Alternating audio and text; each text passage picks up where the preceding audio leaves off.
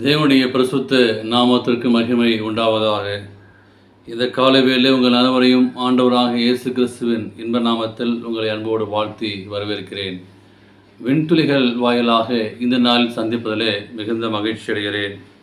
சங்கீதம் 14:2 வாசிக்கும் போது, தேவனை தேடுகின்ற உணர்வுள்ளவன் உண்டோ என்று பார்க்க கர்த்தர் பரலோகத்திலிருந்து மனுபுத்தரை கண்ணோக்கிறார் என்று சொல்லி நாம் வாசிக்கிறோம்.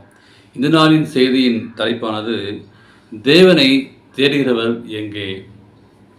நாம் வாழும் இந்த காலம் வேதனை நிறைந்த ஒரு காலமாக இருக்கிறது.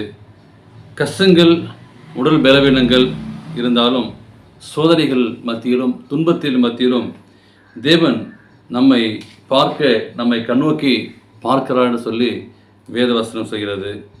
நாம் வாசிக்கும் போது சங்கீதம் 14:3 வாசிக்கும் போது, எல்லோரும் வரிவிலகி ஏகமாய் கெட்டு போனார்கள் என்று சொல்லி நான் வாசிக்கிறோம்.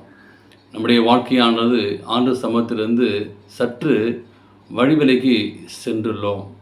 ஆண்டவர் நம்மை ஆசீர்வதித்த தேவன், நம்மளை பாதுகாத்த தேவன். அவருடைய நன்மைகளை அறியாமல் நீங்கள் நானும் வழிவிலகி சென்றிருக்கிறோம்.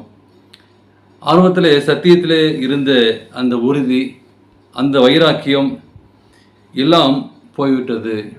தேவனுக்கு பிரியமான பிள்ளைகளே, இந்த நாளிலே வாழ்கிற அநேக பிள்ளைகள் தேவனை விட்டு வழிவிலகி சென்றார்கள். விசுவாசிகள் மத்தியிலே ஆண்டவர் பெருக்கமாய் விசுவாசிகளை ஆசீர்வதித்துள்ளார்.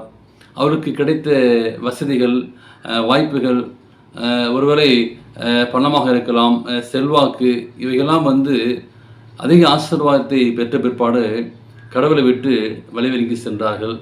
ஓய்வு நாளை விட்டு வழிவிலகி சென்றார்கள். இதனால் என்ன கிடைத்தது என்று பார்க்கும்போது, இதனால் அவருடைய ஆசீர்வாதத்தை இழந்து போனார்கள்.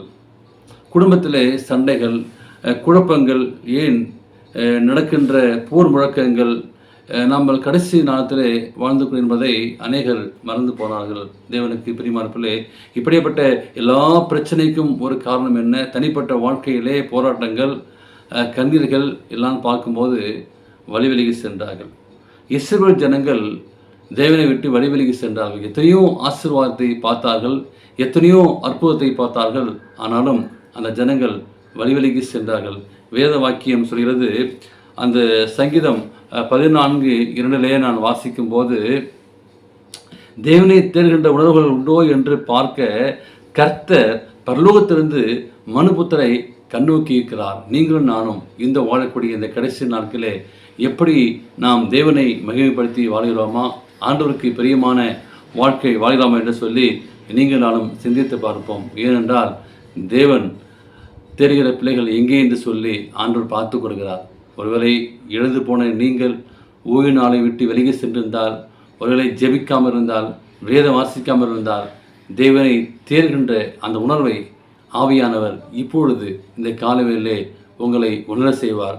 அப்படிப்பட்ட ஒரு உணர்ச்சிகள் வரும்போது, ஆவியானவர் பேசும்போது, இன்றே நீங்கள் செவி கொடுத்து வாழுங்கள். அப்படிப்பட்ட ஆசீர்வாதத்தை பெற்றுக்கொள்ள தேவன் கிருபை செய்வாராக. ஆமேன்.